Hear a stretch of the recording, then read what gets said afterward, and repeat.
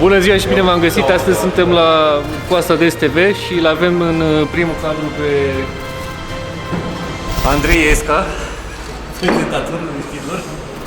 Tăiați și Andrei Escu, i-am mai zis băiatul ăsta, nu se pricepe la nimic. Da, bă, o să începem săptămâna fără foi. Ce se întâmplă de obicei când nu te ocupi de o mașină sau nu ai timp efectiv să te ocupi de mașină. Nu o să mai ai decât revizia de făcut. O să ai din față până în spate, așa, câte un lucru. Gen. Aici o să începem cu un văzut de planetară pe care să urcăm. Trecem pe la epurator. O pe partea de evacuare și ajungem unde îi place lui colegul nostru Dragoș. Dragoș? Nu. Adelin Peștișor, corespondentul nostru din teren. Ia spuneți, domnul Adelin. Bate vântul aici și nu văd, îmi pare rău, dar nu văd. Ia uite, așa plouă, ia uite. Dăm înapoi legătura în studio. Da, ne pare rău că acolo este foarte urâtă vremea la tine, Dragoș. Asta, Adelin. Cred că să iar asta că eu aud demisia în casca mea. Și ajungem în spatele mașinii unde îi place lui domnul foarte mult, la puntea de spate. Care dacă nu mai întreținem din când în când și nu mai punem un pic de vaselină la un șurub, mai verificăm și noi o bucșă, mai facem una alta așa în general,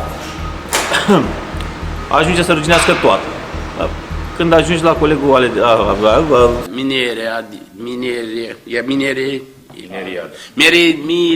când ajungi luni dimineața la prima oră la Dragoș și spui că ai de schimbat bucșe pe spate la Ford, că nu are relevanță marca, la o mașină care n-a fost întreținută pe partea de bucși și el se uită și caută pânze de flex în service. Noi nu tăiem cu flexul.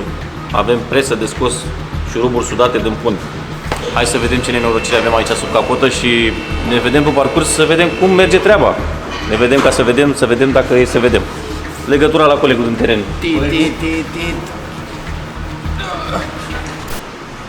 Și ca să vedem ce înseamnă un exemplu clar de întreținere a mașinii, haideți să schimbăm elevatorul. Aici, ca și lucrare, avem fix ce trebuie să aibă fiecare posesor de BMW diesel odată la ceva timp. Nu știu să spun, în funcție de cum se folosește mașina, trebuie făcută o curățare de galerie.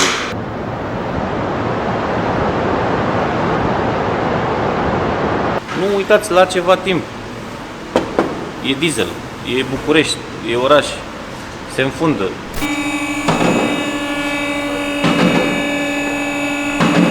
Gata! Am ajuns într-un final, n-am mai putut să stăm în studio și ne-am gândit să venim aici pe teren la colegul nostru care este... Mai plouă acum, s-a oprit ploaia, da, așa este. Și trebuie neapărat, n-ai încotro, trebuie să ne prezinți și nouă lucrarea ta de doctorat. Noi încă n-am ridicat mașina de dimineață acum să vedem. E live, suntem live aici. Ia să vedem. Nu știu exact. Nu, ea zice că e ruginită. Urmăriți un pic lumina ea. Deci șurubul ăla nu se desface. Ba da, avem... Și ăsta nu se desface, se mai vede un pic de filet un pic acolo. Unde? Da, mai sunt câteva. Deci tu ăstea trebuie să le schimbi? Sunt niște... Trebuie să mă uit acolo în sau asta. mici din față? Cel mai problematic e aici, că dacă te uiți foarte aproape, vezi, s-a tasat atât de tare bucșa, încât zici că nici nu mai există. Din cauza asta cred că bate rău de tot. Și e valabil și pentru brațul ăsta. Bățuleț rău de acolo. Uite, dacă te uiți aici, a lovit, vezi? Sus? Nu știu cât de bine se vede. Ce se vede dacă dai lampă mai în spate. Aha. Da, e nasolică. Da. Și din coace la fel, bănuiesc, nu? Da. E la fel. Se vede că aici va da bucșa pe din afară. I-a rămas mică. Unde? Da, e și bucșa peste tot. Asta e termostat. Termostat așa? SKF ăsta e ceva vulmen? Ce n-ai mai? Întinzătorul de la accesori. Ar trebui. Banul rolă de ghidare la accesorii, ăsta e întinzătorul la accesorii. Asta e revizia toată, hap. Întinzător cu rolă, cu accesorii aici avem o dată, avem un burduf de planetar aici. Și asta e epuratorul. Și aici avem spatele. Deci sunt brațele mici. Brațele mici, da, și astea sunt bucșele de la brațele mari, la care îmi lipsesc șuruburi și încă o bucșă, că n-am de ce să am doar două. Trebuie să am, n-am de ce să am doar trei, trebuie să am 4 și șuruburi, mă duc să mă ocup. Doamna Andreesca, hai să vă zic o poveste. Da, ia să vedem Conform, despre Conform documentației tehnice din teren, cum se numește ăsta, mă, de desfășurătorul. Prompter. Pe prompter, prompter, așa, ia conform să vedem. prompterului. și conform zicalei de film nu există. Clar, de departe vezi aproape, nici nu fac risc. Scrie aici că brațe, punte, spate și bucșe, punte, da? Am două brațe, una stânga, una dreapta. Corect. Și am 3 bucșe. 2 stânga, 1 dreapta. Păi da, întotdeauna iei un burduf și îl pui aici. Păi nu, că se Stai, de față, n-avem două treabă, cu două. vorbim de spate aici. De spate, am înțeles. Da. E... Și încă o chestie, că Mai dacă am zis de flex, de alea, șuruburi noi, Noi, nu noi doi, noi- șuruburi 10, dacă nu vrei să ne înțelegem cu noi. șuruburi. Da, am înțeles. Deci cu 10 nu ești departe. Îngerașul meu. Că știi că Da. și brațele le au șuruburi, adică... Aia zic, da. Să revenim în studio, că nu ne place pe teren aici la... Da, nu, o să mergem să ne uităm după șuruburi. Nu știu de ce n-au ajuns, probabil că ar trebui să fie.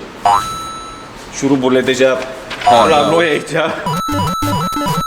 Uite, aici a scris N-ai aici. văzut? Uite, sunt pe spate, domnule, sunt trecute șuruburi, fiulițe, niște vaselini.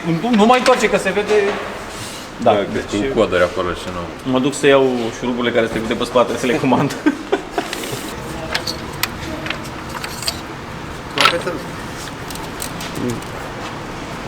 Ceva, ne? Are un pic de joc, așa. Da. E joc destul de mare.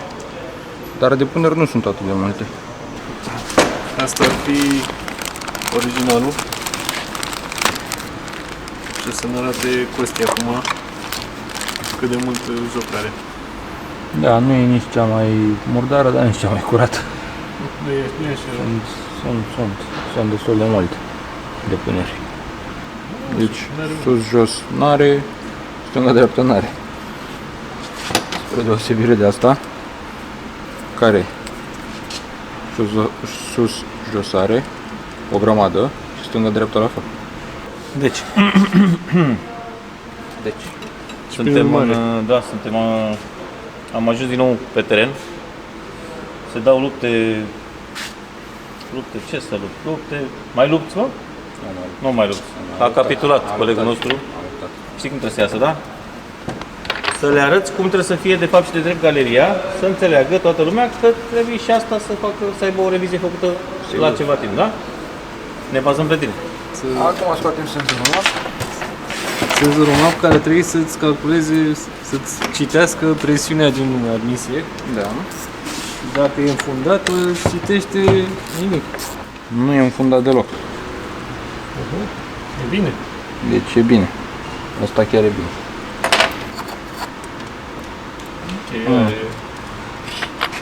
Are un pic de... Are. Dă și mie un bit de șurubență. Cum să nu fac așa? Tocmai suportul principal lipsea Vezi, mă, ziceai că n-ai susținere, Dragoș. Uite că e. și când spui susținere te referi la sus și la ținere, nu? Ținere, dai drum. Dacă era jos, era jos ținere. Jos ținere, da. Nu mi-ai dat drumul, ține-le ea. Cum să nu? Ia uitați cum vine susținere, da? Prindere de fabrică. Exact. Oh. Așa. Hai să Iar vedem ce aici. eu nu știu când am mai văzut noi ultima oară o baie atât de curată. Ăsta ruginită, am vrut să zic. Bine, pierde și un pic de ulei la un moment dat. Și vine de undeva de sus, de pe la tubulatura, de la turbo. E o chestie. Vigilie, mare vigilie aici, în partea de est. Mamă, ce m-am speriat, am Văstică. crezut că e pistolul meu, ești nebun, că îl băteam 3 zile, îl băteam. Pe la acolo în spate. Am înțeles că mergem la război cu domnul Dragoș. Mamă, 3 zile îl băteam. Credeam că ai tras cu pistolul ăla până acum. Nu l-a tras, că are siguranță, a pus. Uite, aici e, ia uite, vezi? Deci, Cu un bușon. Rapid. Am și revizia de făcut. Păi și ce rest? Repede un bușon. Ce are ăsta? E că mai pierde un pic și e de la cu boring. 10 acolo.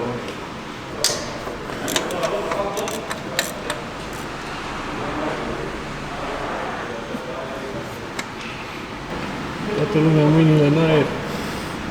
Strigați cu noi. Uite-le ea. Autălea! Japonia!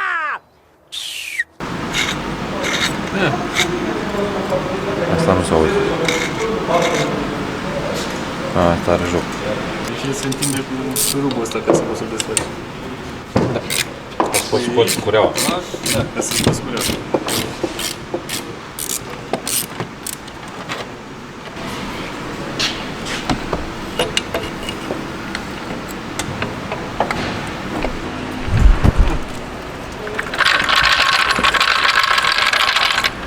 Bine, ce faci tu acolo e primul pas. Primul pas, da. Gros. Și restul, finisarea e Exact. acolo, în aparat.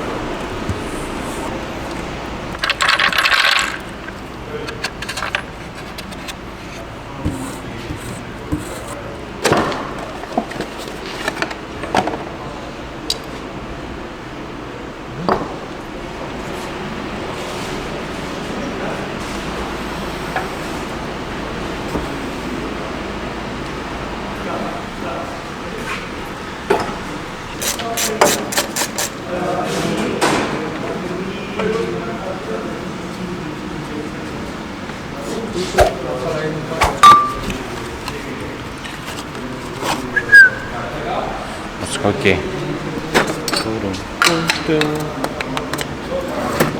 Ce nimerit-o din prima. Am nimerit din prima cheie universală.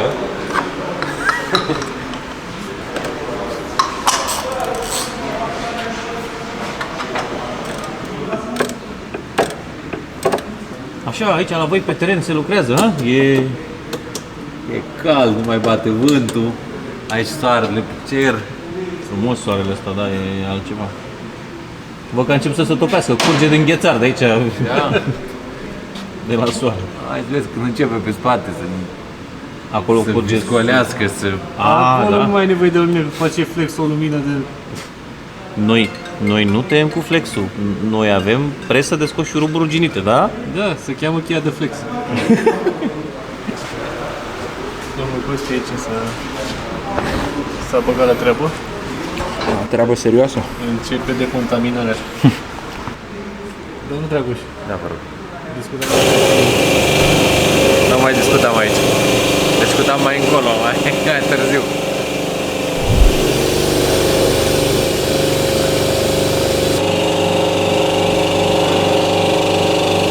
Ce urât e ăsta. Să-mi bag pul... Mai mam. N-am cum să bag mâna, e nebun.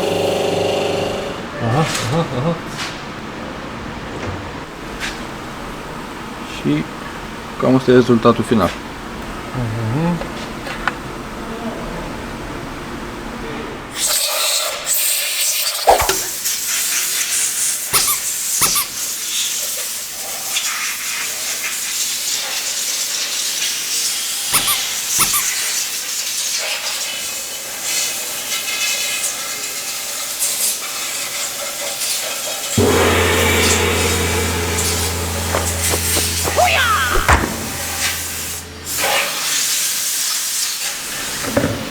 Eu și cu Jackie Chan ce mai făceam de astea în copilărie.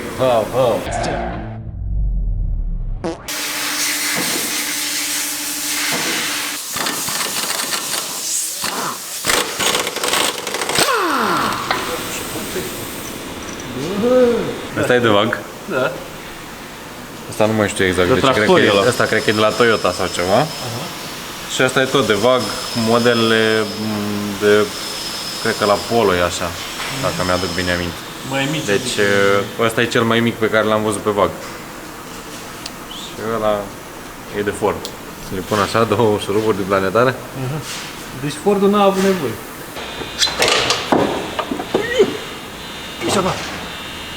Eu cred că el a stat un weekend exact și a început. Orice mașină mi-ar da, Doamne Dumnezeule, să se desfacă toate, Să n-am nicio problemă.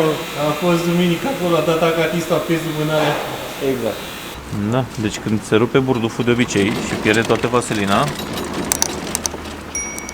se întâmplă niște fenomene de alea de frecare, cum ar veni, nu? Păi nu se mai întâmplă aia. Că ele se întâmplă, dar se întâmplă fier pe fier și fără liame. E fix fier pe fier. Simte ca și cum mai da cu șurubelța pe asta? E fix fel pe fel. Vaselina avea la un moment dat. Nevoie.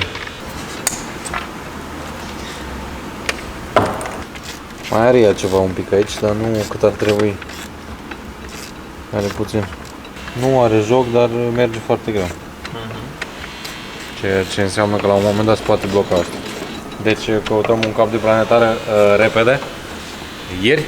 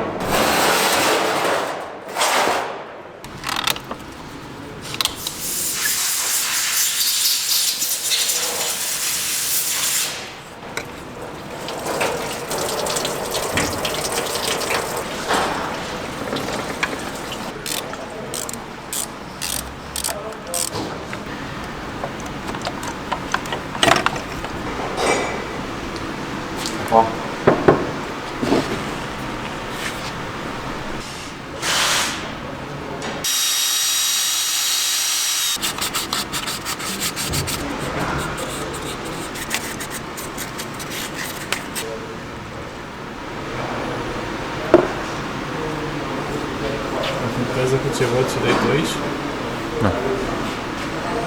Vaselină siliconică care nu afectează plastici. Sau cauciuc. De asta folosim 10 tipuri de vaseline, că na, fiecare are scopul ei.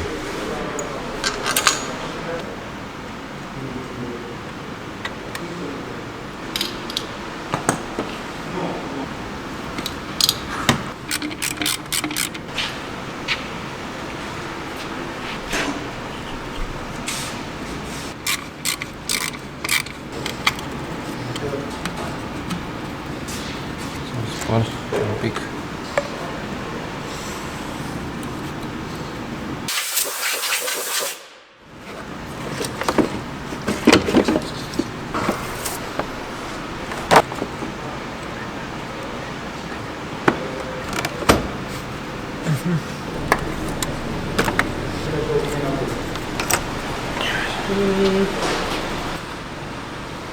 Seamănă?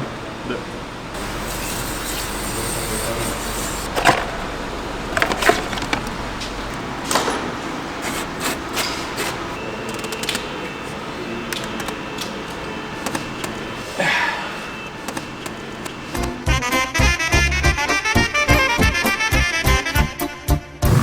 Asta ce am de aici? S-a speriat când a văzut ce am făcut în față. Am niște bucși aici, care sunt prinse pe fugete. O bucată, vezi? Bucșile de aici. Și dacă bagi flexul de aici și de aici și stai așa frumos tot, nu merge, a? Deschizi ușa și bagi până unul flex. Ca să nu se vadă gaura. Bravo, mă, uite, mă, om inteligent, dar Vezi, ce bă? mecanic ești tu, mă? Bagi flexul frumos în podea acolo și se vede la sfârșit, pui niște scoci de la negru și dai cu vopsea. Te-am lăsat aici să te ocupi de omul ăsta? Nimic, să mă... Bă, nu se poate.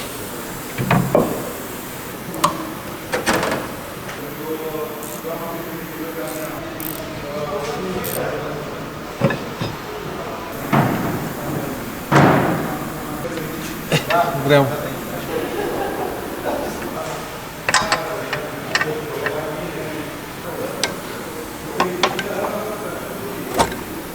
Ia-i.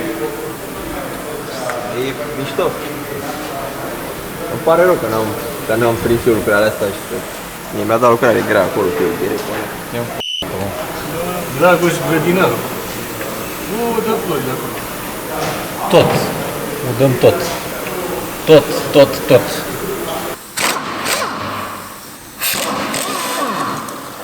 Ăla e.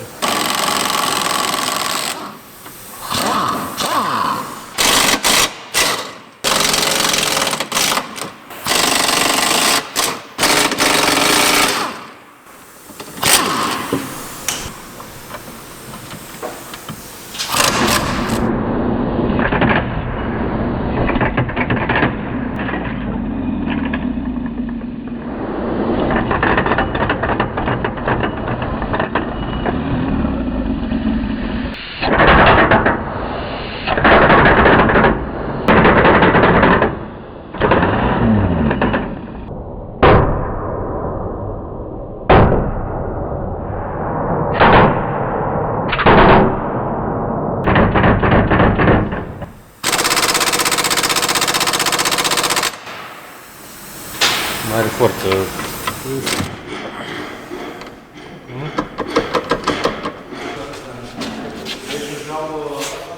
Hai, calot. S-a învârtit, acum nu știu ce s-a învârtit.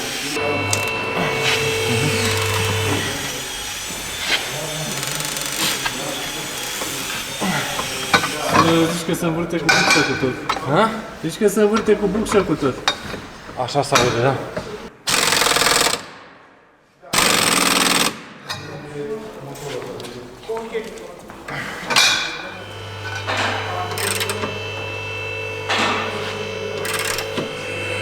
E blocat în bucșă. Ia uite acolo cum e strâns cauciucul pe spate. Acolo e... Se vede că se mă zic tot cu bucșă, uite, cu miezul, vezi? A.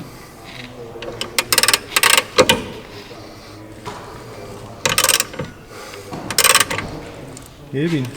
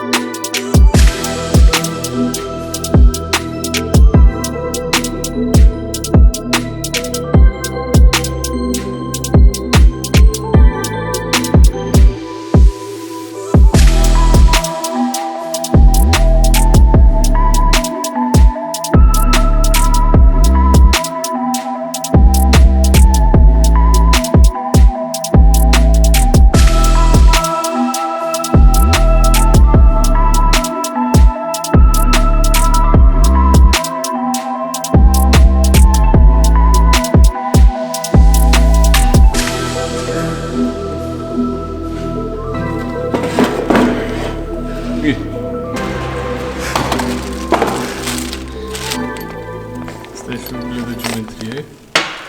Ușa e gri.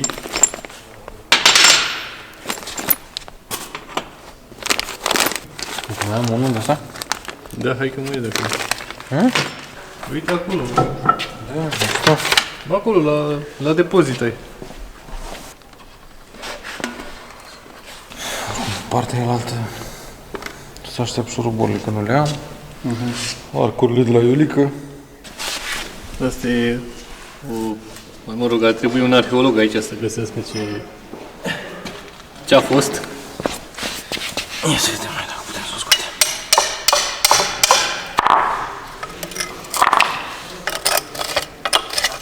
Ia uite-l, mă. Uite, mă, că era o bucată de artă acolo.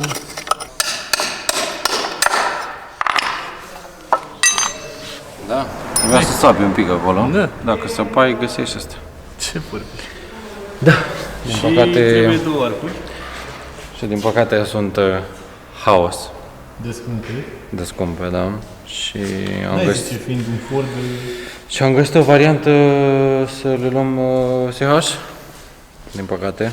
Și bine, din fericire, de fapt, că le-am găsit SH și întregi și o să le punem pe alea. și luminazi. Adică nu o să intri în clipul ăsta, adică,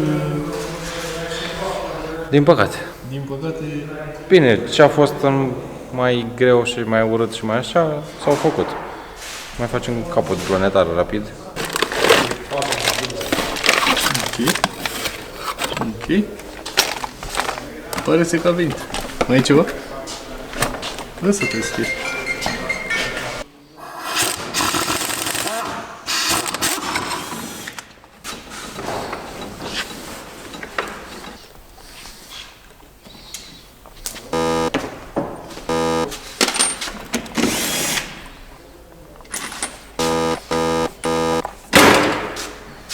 Pare la fel de mare. Și potrivește și aici. Ori caut alt cap, dacă nu un vârduc. Din păcate nu mai vine astăzi un cap nou de planetară care să aibă și un burduf care să se potrivească. Așa că o să o continui mașina mâine și pentru astăzi cam atât a fost. Asta a fost episodul. Ne vedem data viitoare.